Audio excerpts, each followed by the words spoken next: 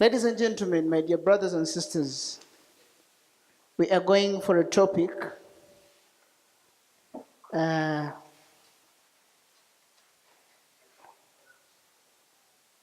the theory of taxation. Theory of taxation is going to be presented by Mr. Daniel Berman. Is an entrepreneur who started his career at such a tender age of 12 years, is a founding director of Taxation Theft. I would have put on that cap, but I've been restrained somehow. And Mr. Berman is an advocate for a free and prosperous society. As I've told you, he's an entrepreneur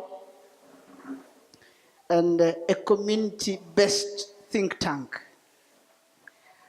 Above all, and most importantly, it's a great pleasure to let you know, if you allow me, Mr. Berman, to notify this audience here that is a presidential aspirant of the USA on the Libertarian Party ticket. You see, God is making. I don't care about the year, so long as an aspirant. I think I have the privilege. It's 2020. Oh, 2020. You see, Gilbert is a diplomat, and I'm not a diplomat. So I just take what is. Ladies and gentlemen, let us welcome Mr. Daniel Berman. Thank you. Can anybody guess what taxation is? There we go, theft. So there are a lot of things wrong in the world, all kinds of problems. And why is this the one that I choose to focus on the most? This is the big hat that I usually wear around. It's kind of hot for that today, but this message right here I think is one of the most important, because most of the problems in our world, they all come from taxation. And I know that's kind of a weird statement, right? Like, how many of you pay taxes? A lot of taxes. Okay, so I saw a few hands that didn't go up, but what's interesting is you probably are paying taxes, but for some people, they think they're not paying a lot of taxes. They're actually paying a lot more than they know they're paying. So for example, when you buy something, in Uganda you have the, is it the IVA that you call it? The value added tax? So when you buy things, in some countries, they'll give you a price on the shelf, and then you take it and they ring it up at the counter, and then they tell you, oh, you owe us this much money, and it's more. Why is the number more? Well, they're adding the tax on it there. So you get your receipt and it says, oh, here's a 10% tax, and everybody knows it's there. Here, it's not so much like that. The tax is already paid. So when you're buying a product from a store right now, you're giving money to the government, more money. And it doesn't seem like it because it's all in the price. But really, what does that mean to you is that when you go and you buy a product, you buy a bottle of water, you buy food, you buy gasoline, petrol, whatever it is, all those are more expensive now because all those taxes that are built in that most people don't even know about. Do you guys pay attention to most of the taxes that when you buy things like that, petrol products? No, not a whole lot. So the problem with this is you're giving lots more money to the government. And depending on the government, they can do whatever they want with this money. Sometimes they do good, sometimes they do bad. What's really dangerous about this is it's kind of like gambling, right? Does anybody gamble? I know they have a lot of casinos around here. Just one? So why? Because it's not a smart thing to do, right? Nobody puts a lot of money in slot machines or gambles a lot, because why? The chances are you're going to lose. Sometimes you might win a little bit, but the chances are you're going to lose.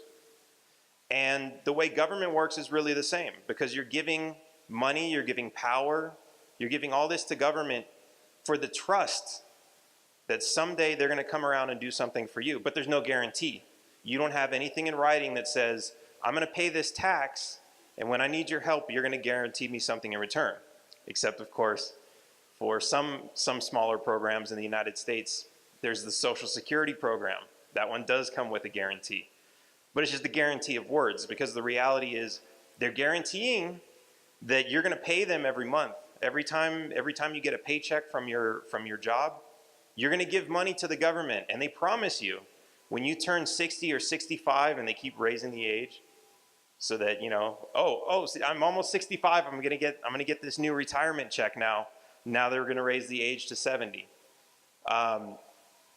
It's a guarantee, but they keep changing the terms. So even the guarantee is not worth a whole lot, right?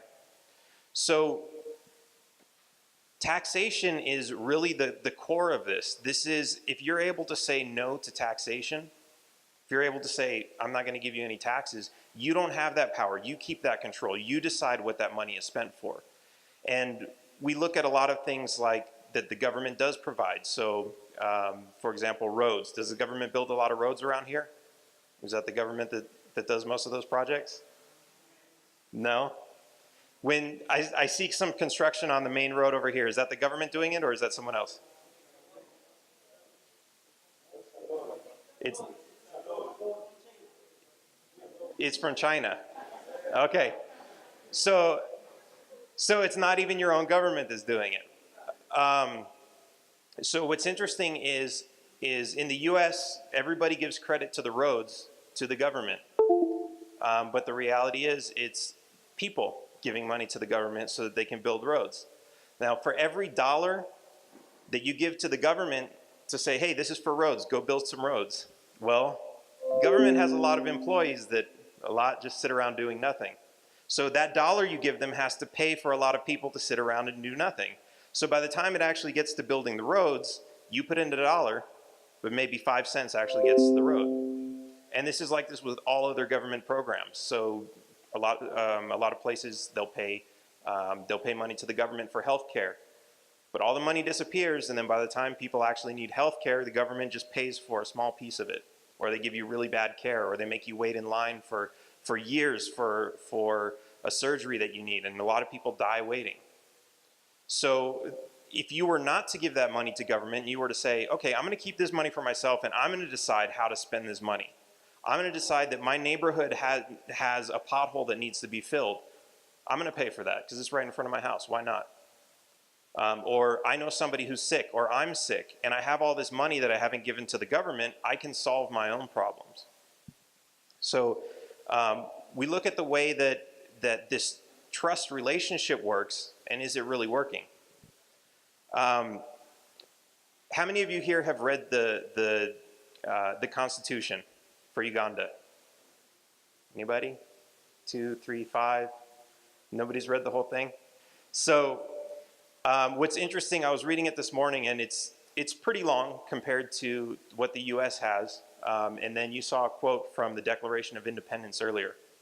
What's interesting about a constitution is this is supposed to be the document that says what the government is allowed to do and what it's not allowed to do. This is the document that creates this new organization called government. Government is a pretty interesting organization because at the end of the day, it's just a bunch of people in a building, right? It's not magic. It doesn't have any special magic superpowers, right? It's just a bunch of people sitting in a room making up rules. And the Constitution is kind of your foundation, the foundation that says, okay, whatever rules we make have to fit within this Constitution. And it doesn't always work out that way. Sometimes they go outside of the lines. But what's really important to remember is that Constitution, it's very much like a contract. And usually when it's passed, they put a bunch of signatures at the bottom. Those are all the people who are saying, this is how we want to govern ourselves, how we want to govern this government. But is your signature, is anybody here have a signature on the Constitution? So you didn't actually agree to that. A few other people agreed to it. And does anybody know who all those people are? So do they know who you are? And I know the current Constitution that you have is a few years old. So it was written by I think it was the current constitution you have is in the 70s, right? Is that right? 95, okay. So that just makes it about 20 years old. The people who signed that, did they know who you were? So how are they going to create this thing and say that we're going to create all these different rules, and somehow all of the people who some of them haven't even been born yet are now a part of this thing, this Constitution?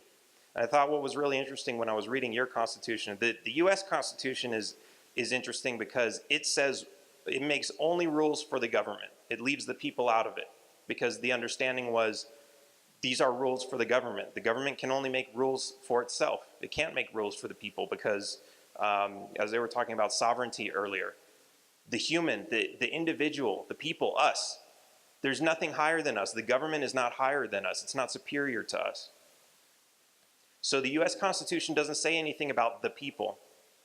But the Uganda Constitution, the very last item that it says is duties of citizens.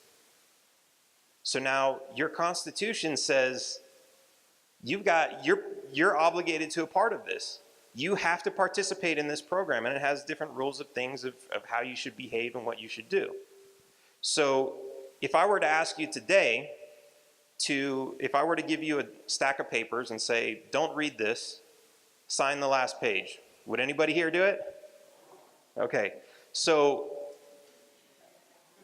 if this is the case, and this is like the current Constitution here, you didn't sign it, you don't know what's in it, can somebody come to you and say, well, you're part of this contract, so whatever these laws say, whatever this Constitution says, you have to follow it because you're part of this contract? Does that make sense? So you should say no to that, right? So what's really interesting, we're separate, right? We're separate from government. There's us and there's them. And there's a lot of really different interesting arguments that people have made about government and what rights government has and what it should and shouldn't do.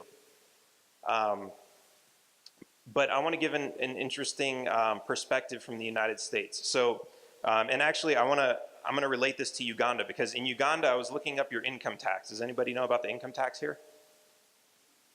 No? So it's interesting because the income tax doesn't actually apply to your income as if you were to have a job. In different places, what income means is a little bit different. But according to the Uganda income tax, it only applies to income that's made by foreigners or businesses or people working for the government. Certain limited activities are considered taxable income. Now in the United States, and there's a lot of dispute on this. Some people say that this is not the case, some people say that it is the case, and people are willing to fight each other to the death over whether or not this is the case. But a lot of people say, and I've done a lot of digging through the laws themselves, that the income tax in the United States is very much the same as in Uganda. It doesn't apply to most people. It doesn't apply to your jobs. But there's an organization called the IRS, the Internal Revenue Service. Has anybody heard of it in the US? This is the organization that basically goes around and collects income tax from people. Now what's interesting is most people by this dispute are not supposed to pay this tax, but they pay it anyway. And a lot of people, when they find out they're not supposed to pay this tax, they still pay it anyway because they're afraid of the IRS. The IRS has become this boogeyman, this big scary government agency that nobody even wants to say the words taxation is theft, because they're afraid if they just speak those words, the IRS is going to pop up from behind them and say, oh, well, we're going to audit you. We're going to make you prove what you have and what you don't have, and we're going to make your life miserable trying to figure out whether or not you've been sneaking a few extra dollars into your own pocket. The money that you earned for yourself that you're putting into your own pocket, we're gonna make you miserable trying to figure out if you've been keeping a little bit extra for yourself. So everybody's afraid of this. And what we need to be understanding of and we need to be vigilant of is when things like this change, we need to be on the lookout for it. Because in the United States, the income tax started over 100 years ago as something that was only for big corporations. It was only going to be a tax on big corporations. But once they created it, it kept expanding and expanding. And once you have a law that says you can have a tax, that's usually the hardest part for them to do. But once the tax is there, for them to change it, for them to increase it, it's a lot easier for them because the tax is already there. People are already getting used to paying a tax every year, at the end of every paycheck, whenever they go to the grocery store to buy food. Everybody's already paying that tax. So when they increase that tax, most people don't even know. They just think things are getting more expensive. So there's another tax. It's called the hidden tax. It's actually inflation. And does anybody know how inflation works? No? Okay, so basically what happens is, well, let me ask you this first. What is money? What is money? Any accepted medium of exchange. Okay, that's good. But why is it the accepted medium of exchange?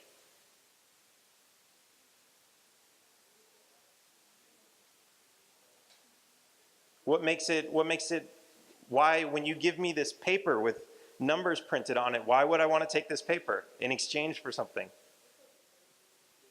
Because it's legal tender. That's another good point. I'll talk about that in a second. Before legal tender, if there was, so here's the thing. This paper it's just paper. Like you've got a whole stack full of paper. If you were a good artist, you could draw some money on that paper and you could go around and say, hey, take this money from me. And most people would look at you like you're crazy and say, I don't want that. That's just paper. You just drew that. But then the government comes along and says, oh, she's giving you this paper. This is legal tender. You have to accept this money. Or else, if you don't, we'll lock you up or, whatever the government will do. So there's legal tender. But before there was legal tender, it was value. People would exchange money because it was valuable. So if I have my hat and I want to sell you my hat, I'm not going to sell it. I'm not just going to give it away, but I'll sell it to you for something that's valuable to me, and that can be exchanged. I can give it to you for food so that I can have food to eat.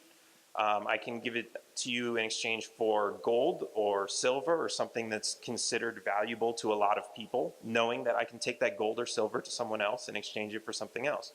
So value was what's really important. But what happened from there is people said, hey, this gold and silver, these coins, seashells sometimes, they're hard to carry around. This is a lot. This is a lot to exchange. It's hard to keep track of. Let's do this. Let's put it in a storage room somewhere, and let's create paper. And we'll use the paper instead because it's easier. And so this is how we created paper money with numbers on it. It's easier. You don't have to carry the gold around. You just have this paper. And at any time, you could go back and you could exchange the paper back for the gold. That was the guarantee. And it was like this for a while in the US. And eventually they said, no more. We're not going to do this. That paper is it's just paper. And everyone got used to spending the paper. So now everybody didn't pay attention to the transition between paper being worth gold and just paper. So now it's just paper. And then the government said, by law, you have to accept that paper. If you're selling something and somebody wants to buy it with paper, you have to take that paper. So now what happens is the US dollar is used in the way that gold used to be used by putting that in vaults. So a lot of countries around the world, they use the US dollar as a reserve currency. So now there's paper printed on top of paper. One paper represents another paper. Do you know the reserve currency for Uganda? It's the dollar? Okay. So, and sometimes what they'll do is they'll use different currencies. Sometimes they'll use a mix of gold and dollars. It's different. But I started talking about inflation. So this is where inflation comes in. When this was originally paper backed by something, right? One piece of paper matches one piece of gold. Now it's 1 Ugandan shilling equals some number of US dollars. What happens when they start printing more? If they just say, well, we need more shillings, let's just print more shillings, then what happens? The shillings become worth less because there's more of them. So if you look at the example back to gold, right? If you have 10 pieces of gold in a vault and 10 pieces of paper to represent that gold, each one of those pieces of paper represents one piece of gold. But what happens when they print extra paper? What happens when there's 20 pieces of paper and still only 10 pieces of gold? Somebody's going to come along and say, I would like to exchange this paper back for this gold. And they're going to say, well, we printed more paper, so we can only give you half of what it's worth. So now the person who used to have one piece of paper and thought it was worth one piece of gold, it's now only worth a half a piece of gold. And in the same way, the Uganda shilling and many countries around the world are doing the same thing. Whenever the government says, well, we can't tax the people any harder right now because they're already paying a lot of taxes and they won't stand for it. How else can we raise money? Let's just print more. Why not? It's free money. We're just printing it. And then they go out and spend it. Now, the reason I call this the invisible tax is if you have 10,000 shillings in your pocket and they print more, you still have 10,000 shillings in your pocket, but you were just robbed. Because with inflation, prices go up, which means those 10,000 shillings that you had will now buy less. So those 10,000 shillings might have been worth, what's that, like, is that a meal, more or less? A few meals? What's that? I'm still trying to do the conversion. What's 10,000 worth? A kilo of meat? Okay. So now you have 10,000 and you're expecting to buy a kilo of meat. And then there's some inflation. And you get to the store and you have your 10,000 and they say, oh, sorry, you can't have a kilo of meat. You can only have 0.9 kilos. You have to have less because of inflation. So it's a tax. They could just go into your pocket and say, we're going to take, you have 10,000, give us 1,000. Now you only have 9,000. It's the same thing. Because that 9,000 at the original price would buy you 0.9 kilos, right? So it's essentially the same thing. It's another form of theft, but you're stealing without anybody even knowing. So this is why if anyone were to define theft, how would you define it? Does anyone want to take a guess? Just theft. Illegal taking from someone. Okay, let's talk about in a world where we're not concerned about illegal because of what some people wrote on a piece of paper and said you can or cannot do. So let's forget the word illegal. What's the actual act that happens? It's forceful. Yeah, you're taking. Right, forceful act of taking from somebody without their consent. And that's usually where some people end that definition. I go a little bit further and I say it's taking from somebody without their consent or without their knowledge. Because they might not resist you, but they might not know it's happening. If you leave your wallet on a table and somebody takes money out of your wallet, that's theft, but you don't even know about it. You might not even, maybe they take a little bit and you go on for the rest of the day, the rest of the week, and you don't even notice a little bit of money is missing. But it's still theft, right? So taxation is the government's word for theft. When they say we're going to create a tax, all they're doing is they're saying we're going to take from you. We haven't earned it. We haven't done anything for you, but we're going to take it, whether you like it or not.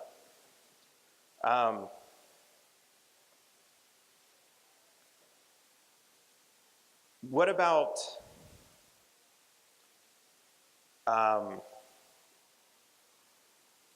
government? What does anybody think a legitimate function of government is? What's that?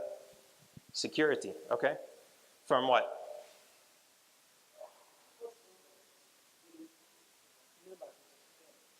For enforce contracts, okay.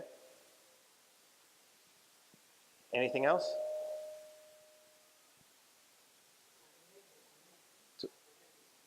Okay. Or to organize and protect the community, generally. Is that something the community could do on their own? Yes? So why does the government do that? I have another one over here.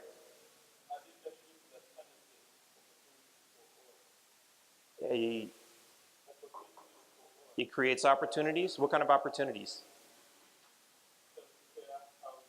Healthcare, housing. Okay. So these are some good answers, and these are with government.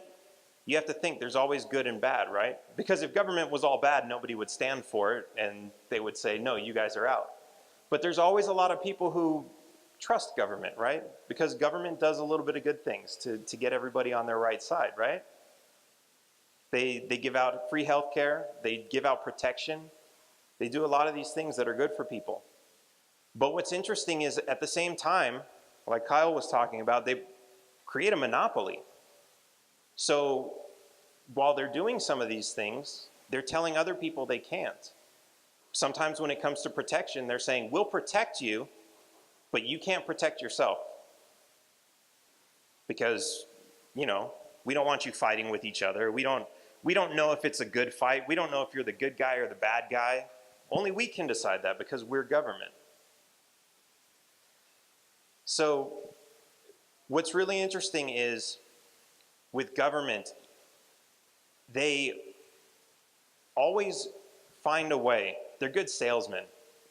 They always find a way to convince you that you need them around and you can't do anything without them. And of course, with a monopoly, that's what you get used to. So for example, if there's a hospital and there's only one hospital and it's a government hospital, what do you get used to thinking? Government creates hospitals. Government is the only organization that creates hospitals because government is the only hospital that's there. That's what you know. That's what you've been taught. That's what you've memorized. But is that really the truth? If government didn't create that, would someone else have created it? Maybe. Someone else would do that. Because why? Because there's a need and somebody wants to provide that need. And so government, you know, just in the same way they protect monopolies, they'll do that. And sometimes they'll provide the actual service themselves. They'll pay for it with taxes. Sometimes they'll offer it cheaper than everybody else. Why? Because they print their own money. They don't need to worry about what it costs to run it, right? They don't need to worry about profit. They don't need to worry if it's losing money, if they're wasting money on things that they don't need to buy. They can be throwing money out the window and they don't care.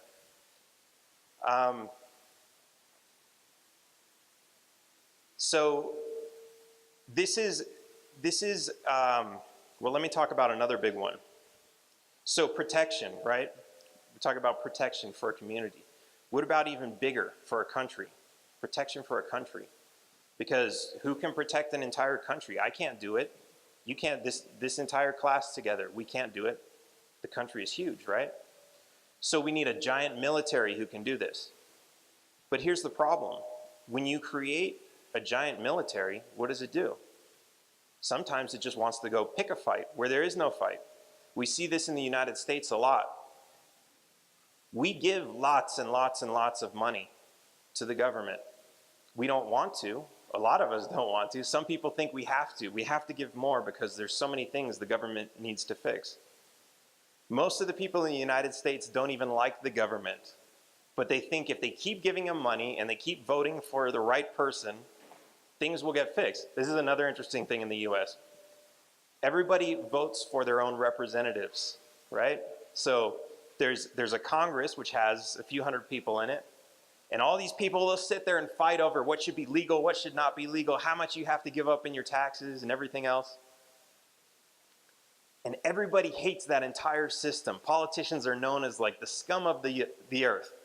Nobody likes them. All politicians are evil, vile people, except for the one that I voted for, right? Out of all those few hundred people in Congress and Senate and at different levels of government, it's always the person that the voter voted for that's the good guy, and it's everybody else is the problem.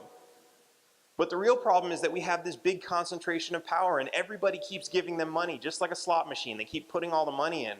And what do? They build an empire, a giant government that tells us it's going around the world and it's going to solve problems around the world. But what's it really doing? destroying it. It's bombing innocent people. Oh, there was a guy that we think might have been a terrorist at this wedding, so we blew up the whole wedding. That's what they do. And this is all paid for with tax money. People who want nothing to do with this war. How do you get so big of a military force that you can just go around the world killing innocent people?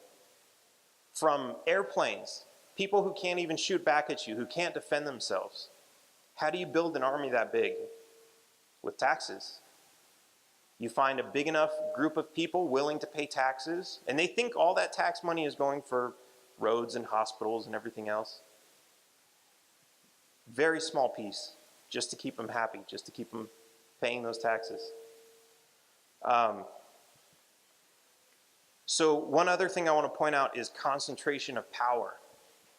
And this is really all the same thing. So a lot of these people who are voting for their one good guy, they want to fix the world. I mean, everybody wants the world to be a better place, ultimately. Some people, of course, think the world would be a better place without certain people. So that's why they like to kill people. But most people in general want to make the world a better place somehow.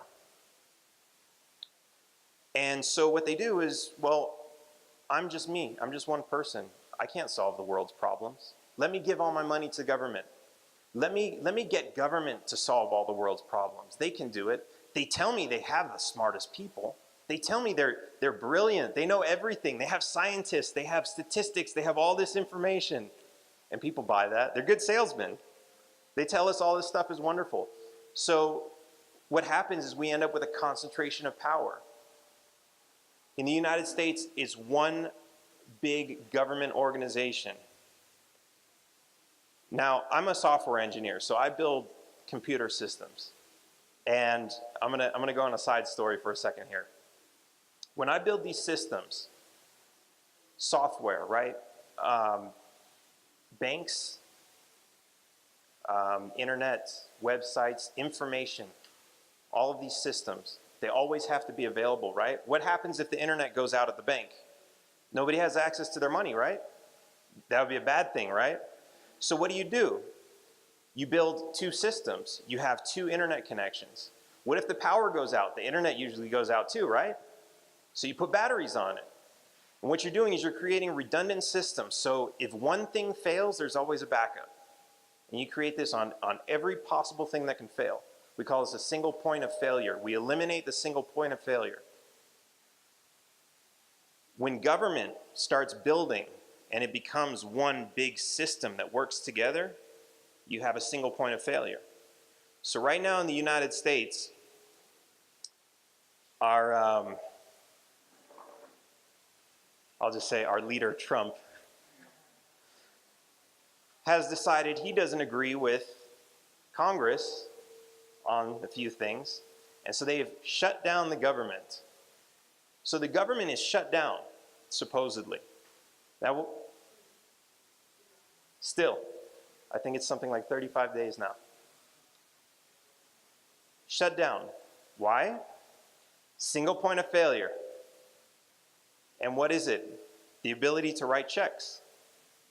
So they have a military, they have hospitals, they have veterans that they're supposed to be giving health care to.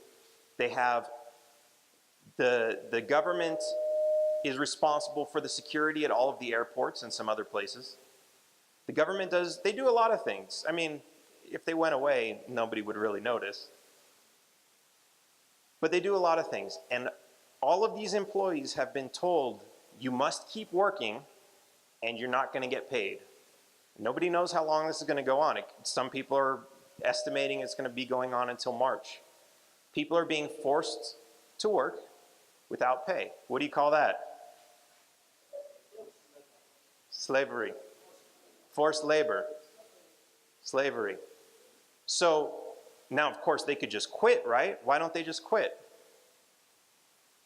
Any guesses? What's that? Some consequences? Yes. They'll feel some consequences. What's that? Well, If they quit, they don't care if they're fired.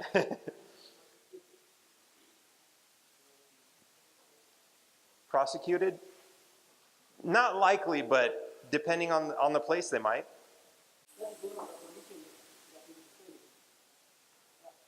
One of the conditions if they resign is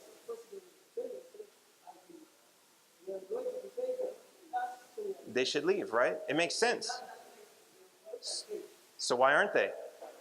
So why are they? Would anybody here keep working if your boss told you we're not going to pay you, but you have to keep working? You'd all leave, right? So here's what's interesting. The government, because the government has an unlimited bank account, infinite amount of money, because they can always print it and can always steal more, right? They just can't write checks right now. But they're always guaranteed to give out more money later on, right?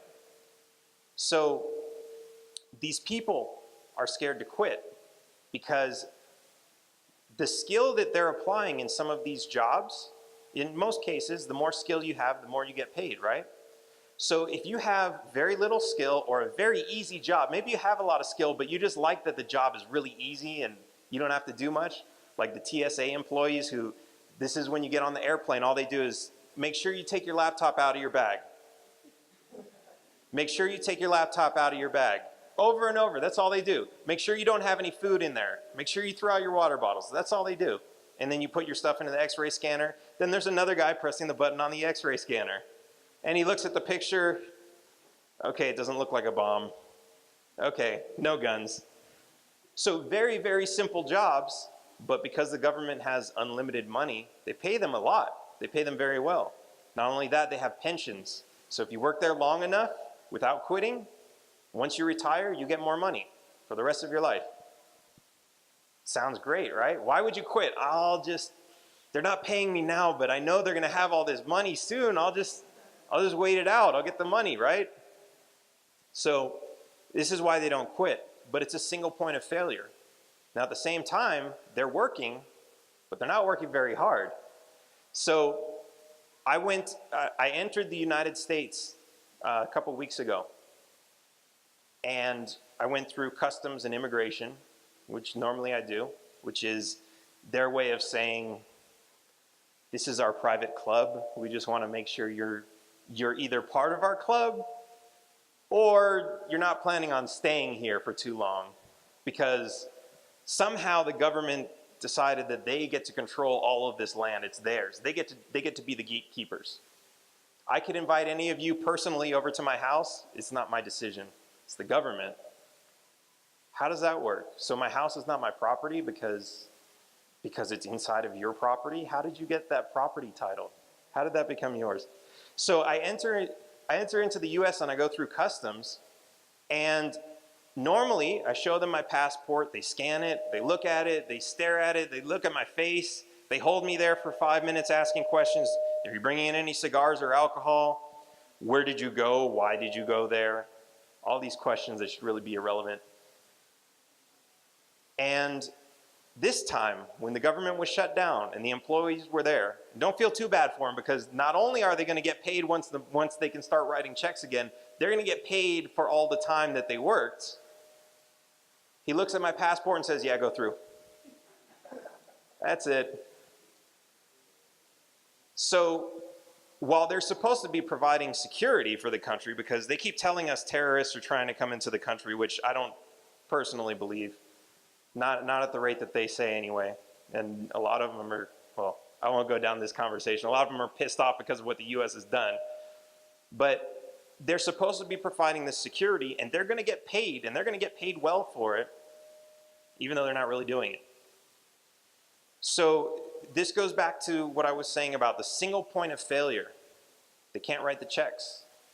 And because they can't write the checks, these people are performing their job. They're providing help to society at a lower rate than what they should be doing. So here's the other interesting thing. You would think if you had, think of yourself as a business owner and you have an employee, and that employee isn't doing his job. It's kind of the same question as the TSA agent, right? The employee who's doing his job and not getting paid. What if he's getting paid and not doing his job? What would you do as the boss? Would you let him keep working for you? No, you would fire him and say, look, either start working or get out of here, right? Well, who's the boss of the government? The taxpayers. Can the taxpayers fire the government if the government is not doing what they're supposed to do?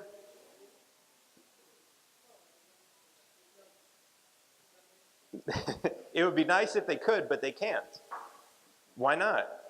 Because all of the government employees who collect all the money, who collect all the taxes, they're all still working too. They've created this fabulous, intricate system where every person in America has become an employee of the government's tax collecting system.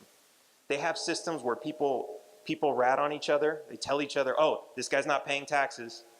Or an employer has to tell the government, oh, I gave this guy this much money, so this is how much he has to pay in taxes. And if you don't send that much money to the government, they're going to say, well, it says here, we know how much money you earned. You didn't pay enough. You got to send us more. So they know. All this is still going on. Every day, people are paying money to the government. The money is there. The government is holding the money hostage. They have all the money to pay all the employees.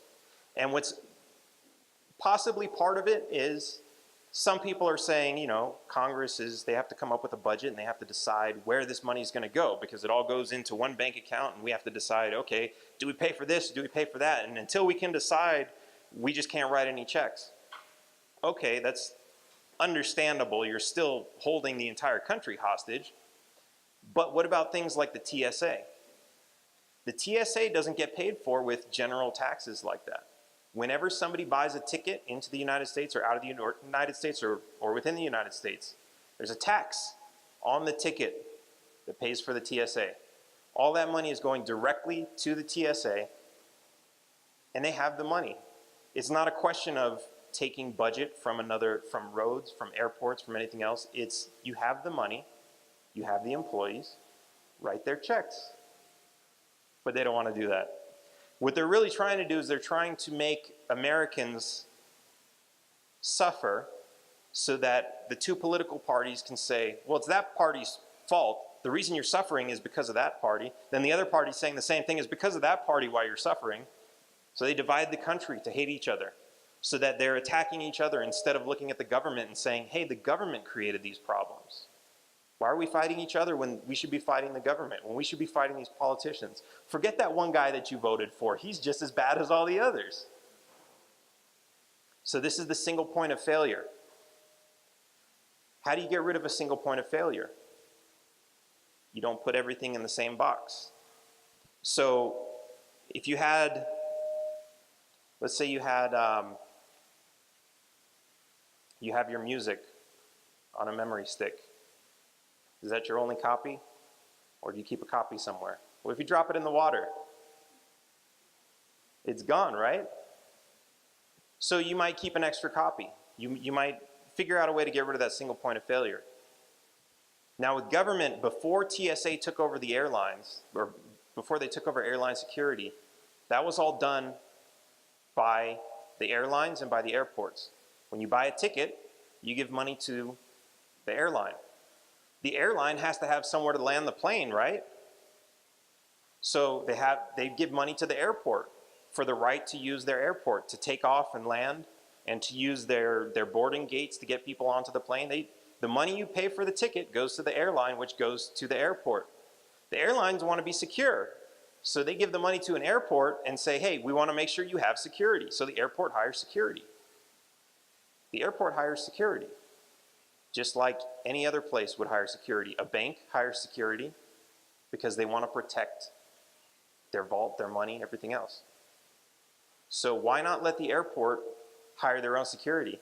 Because in this case right now, the government is telling us we're not secure because they have employees who don't feel like working because they're not getting paid, and somebody's going to get something onto a plane and something really bad is going to happen. And they're telling us it's not the government's fault, it's political parties, it's all this, but it's the government's fault.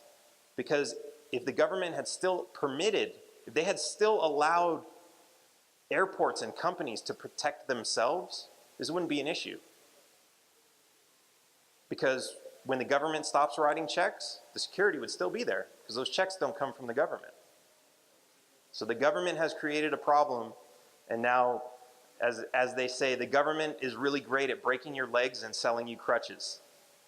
They create a problem, which costs you money, and then they sell you the solution, which costs you more money. And usually that creates another problem, and they'll keep doing that. So I think my time's just about up. Do I have some time for some questions? Okay, does anybody have any questions? Do you have a microphone? Oh.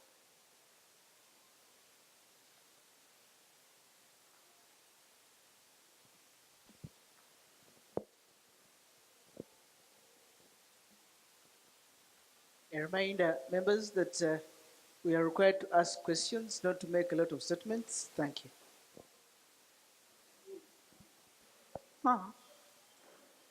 Okay, thank you very much, sir. Indeed, I would like to raise some doubt about the way you had to speak about constitutionalism. The history of constitutionalism in USA and Uganda is different.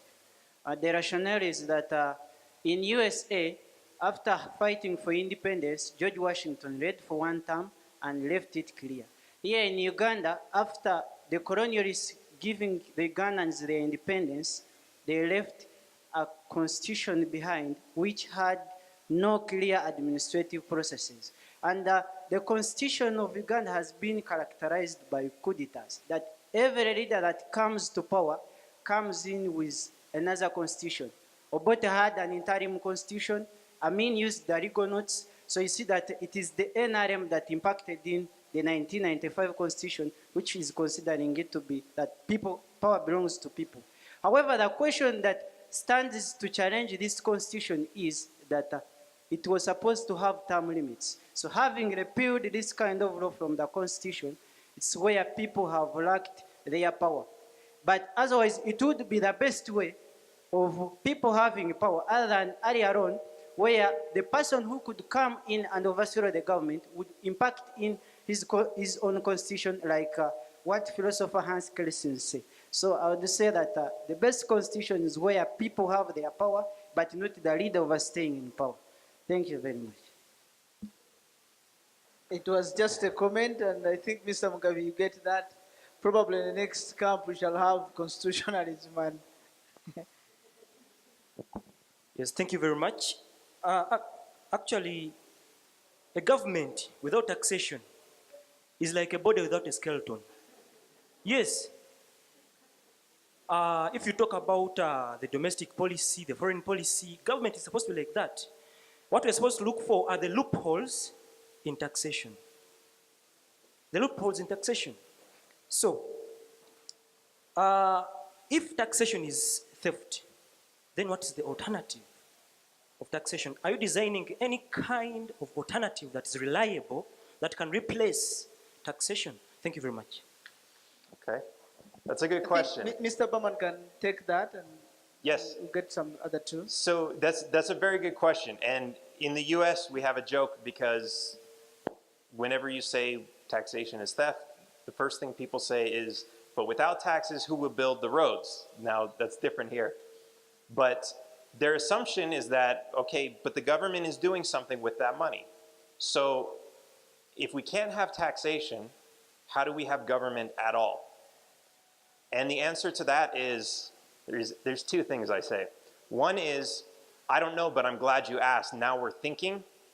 Because we can say, if we assume, oh, the government's going to raise money through taxation, and that's just the way it is, that's the way it always has been and the way it always will be, then we don't ask the question and we don't find the answer. So it's really important just to ask the question. Another thing I'll say is, you can raise the money any way you like, as long as you don't steal. Now think about this. The government does a lot of things. In the US, the government has a post office. They deliver mail, packages, letters, everything. For a while, this was funded by taxpayer money. you still have to pay them to do a service for you. You give them money and they deliver a letter for you. They made it illegal for other people to do the same. Nobody else can take money to deliver a letter in the US, only the government. So the government created a monopoly. Now, at one point, a few years ago, they said, okay, look, we're providing a service and we're taking money.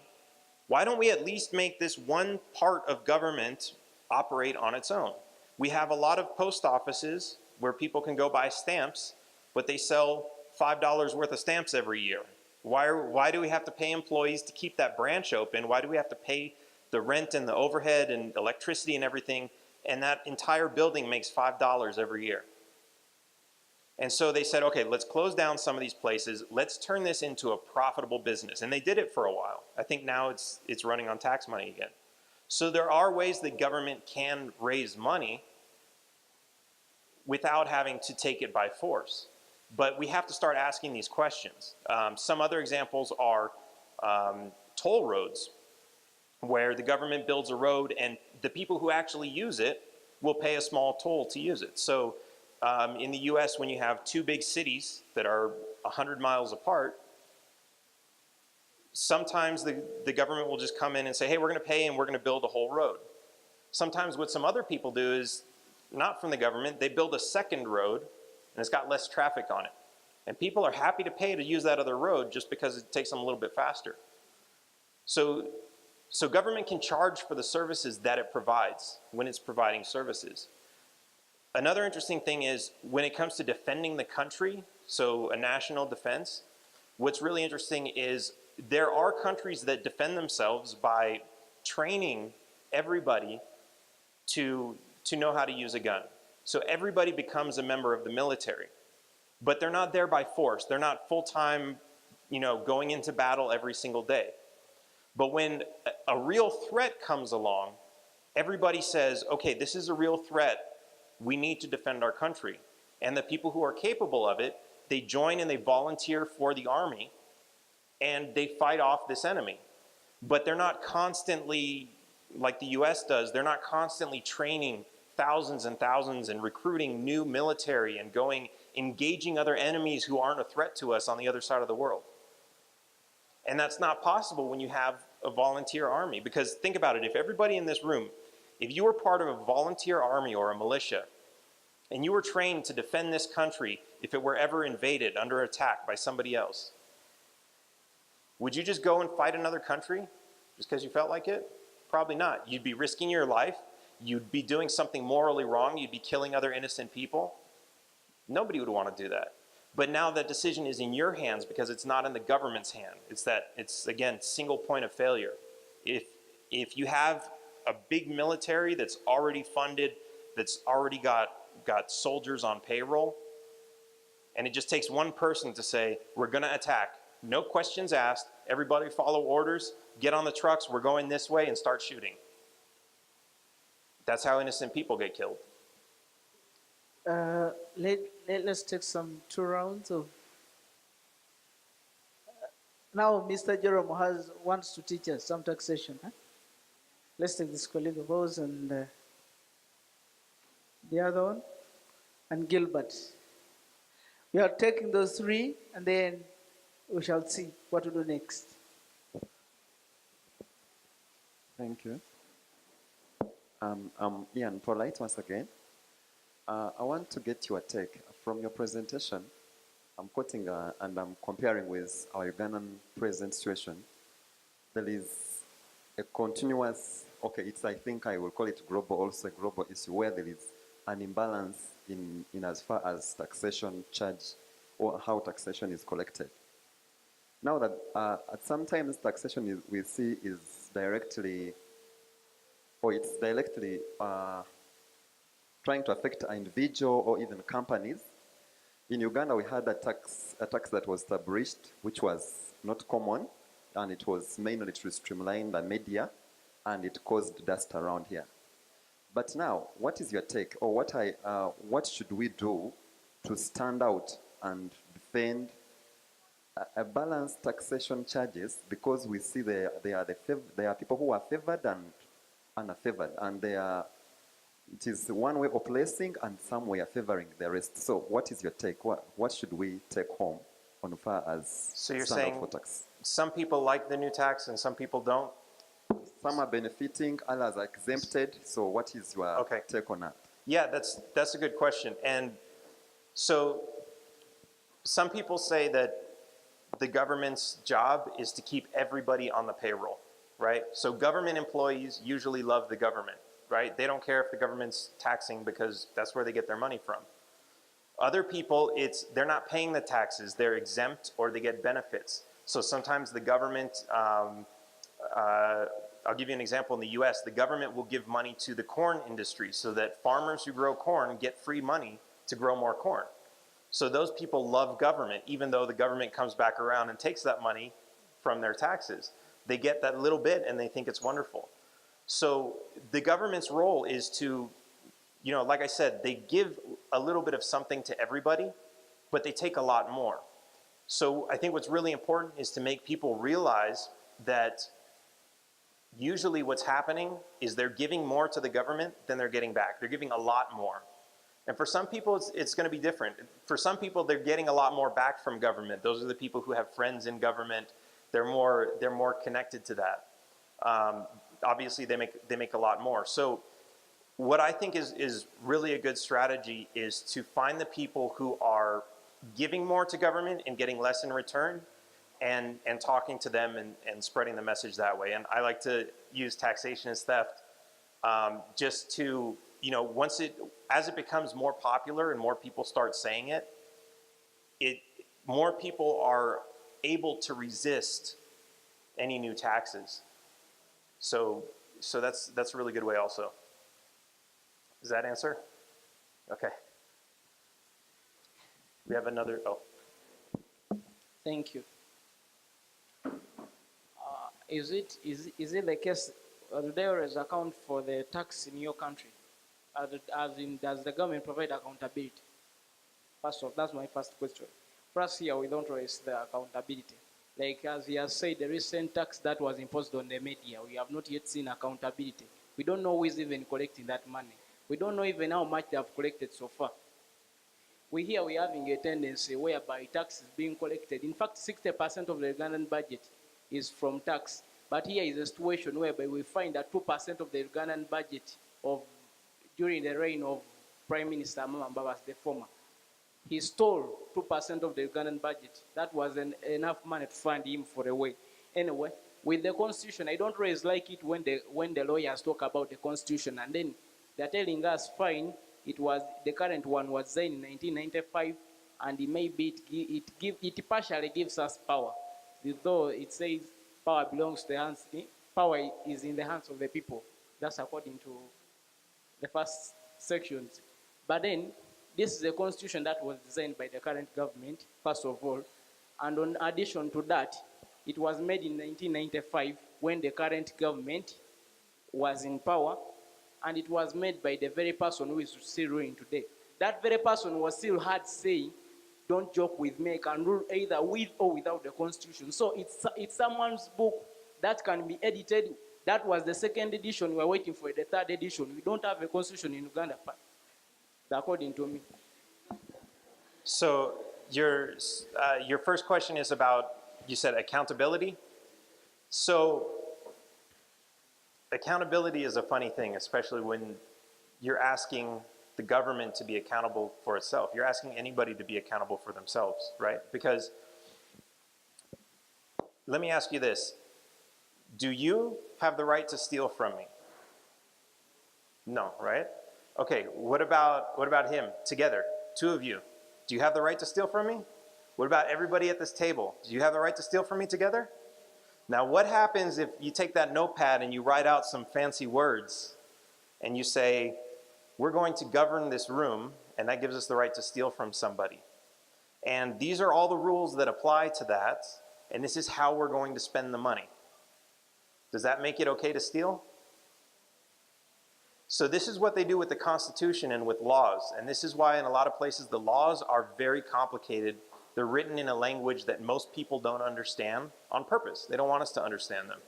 Sometimes they just make them so big that if you can understand a couple words, it doesn't matter, because this sentence right here says you can do something, but then 5,000 pages later it says, oh yeah, but that only applies to such and such.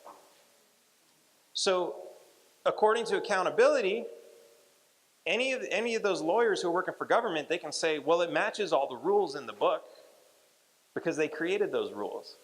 And you and I might try to look at 1 or 2 pages of that and say, okay, well, this sentence makes sense on its own, not knowing everything else that it's connected to, but I don't have time to read these other 5,000 pages. So when you ask them to be accountable, what can you do? They're just going to say, well, according to all the rules, according to the Constitution and everything else, this is all legit. So it really, you can't just use the word accountability to figure out what's right and what's wrong. You have to understand, what is the relationship between you and government? Are you free? Or are you bound by their rules? And does their constitution and their laws that they wrote give them any special rights that they didn't already have? So if they didn't have the right to steal before, does that give them the right to steal now that they have a constitution? And once you understand those questions, then you'll start to look at the accountability question a little bit differently. Receive the last question. Probably, Mr. Jerome, you will find Mr. Berman somewhere, and then you have that question. Please, Gilbert, you have less than a minute to ask. Thank you so much. I think mine is not asking in particular, but I also love to say this out, maybe in response to someone's question about constitutionalism. You see, for Uganda's democracy, someone said one time that it is better to be ruled by a bad tyrant than to live in a bad democracy. That's Plato. I think you should try to view that. Then for him, this Mr. Bama, I think I'm so loved that I want to applaud you by making a few remarks about taxation. I think for taxation is not bad, but the only role of government or by government in taxation is only to formulate good policies for the country. But what are policies? Policies, as I may maybe give some small brief about policies, these are the programs and plans that the government may run, rules and regulations that are set for the government activities, let them be governmental or individual state bodies or activities. Then for taxation to maybe third world countries like Uganda, it is always good for governments in third world countries to make taxations in a way that in this world of globalization where the US, the superpowers are calling us to make free entry or exit for trading, where you find the multinational enterprises like Coca-Cola or Pepsi, they mention them. They want us to pave way for these companies to come and make profits. And if governments don't come up to make taxation, these people will be stealing our wealth, because this is the only way we can, or government can get a portion on these benefits or these profits these multinational companies have made. But if governments of third world countries don't tax, like you've said, that taxation is safety, then particularly third world countries will not have any portion on these profits that are made by these multinational enterprises. Thank you so much. But I also love to say this, for Ugandan government or maybe the African states, if I called them maybe Mugabe, Socrates, or John, and I don't put titles like sir, there will be a problem. But to him and maybe Mr. Trump, you can even call them Mr. Trump, call him Mr. Bama. You're free to do anything, but not for African countries that they will need titles, maybe call them His Excellency and stuff. Thank you so much. Sure. I just want to respond to that, because that's a very good point about stealing resources, and we see that all over the world. Big companies stealing resources from everywhere. In the United States, they do it too. Of course, you have a lot of resources here, so they want them. But here's an interesting point. You have government, and they're still taking the resources. But what's government doing to stop them? They're charging a tax. So what does that really do? So these big companies that are coming in to take the resources, they're still getting them, but the people who are taxing you are getting rich. Not just from the big corporations, but from you. They're getting rich from everybody. So those people they're stealing as well, no? So you have theft is wrong, right? Companies coming in to steal resources is a bad thing, but you can't stop theft by creating more theft. So this is like the question of, without taxes, how do we pay for certain things? It's a good question, but the easy answer is always, how do you stop someone from doing something? Shoot them. But is that always the right answer? So can we find a better way to stop someone from stealing resources without having to create more theft? We thank Mr. Berman, and may we indeed give a round of applause to Mr. Berman. And